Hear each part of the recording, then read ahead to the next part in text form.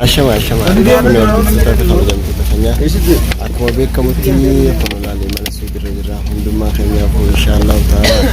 du'aa nuuf godhaadha maaliif eega kaleessa sa'aatii 5tti baane hanga amma deemu jirra sa'aatii meeqa jechuudha halkan sa'a 5 irraa hanga sa'a 7 walakkaa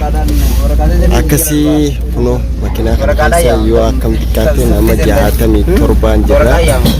Inna akasi hordoftoota fi kabajamtoota keenya namni hundinuu akkanatti garagalee fuulli jijjiiramee jira inshallah ta'ala gurraachoon jira hunduma isaaniitiifuu du'aa godhaafi maaliif fakkeenya Oromoo biyyaa baatu akka biyyarraa hin baane gorsa godhaaf laannahu karaan la amma biyyarraa namni jaalataniitu baatanii garuu jaalanneetiin kan baane eewa Kana mau dirqama yaani jireenya makanya jijjiirraaf biyyarraa isin baasise malee rakkoo mootummaa nama godhaa jirtu irraa waa haalli jiruu fi jireenya kana fakkaataa hordoftootaa fi kabajamtoota keenya ilmaan Oromoo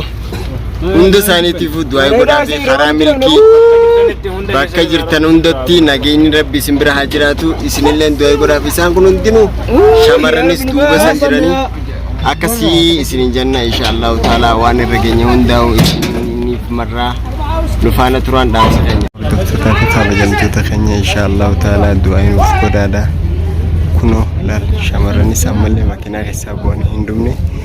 يملي بيامبا أنا فكرتان سنينجا أبي خير يعقدو إن شاء الله دعائنا وفقدا جبادة دعائنا وفقدا نسنينجا ورموديا ورين فران هندين مال جكني تدكنا فانا ركعة جرتان والله يعني منجراكم الحمد لله ربي فكلني هاجو جبادة دعائنا فقدا هدرا أملي دام سخيا أكسي إن شاء الله تعالى ونجراهم دول وين رجعنا أما نو يجي إذا ساعتي تربة تبي ساعتي شن تبي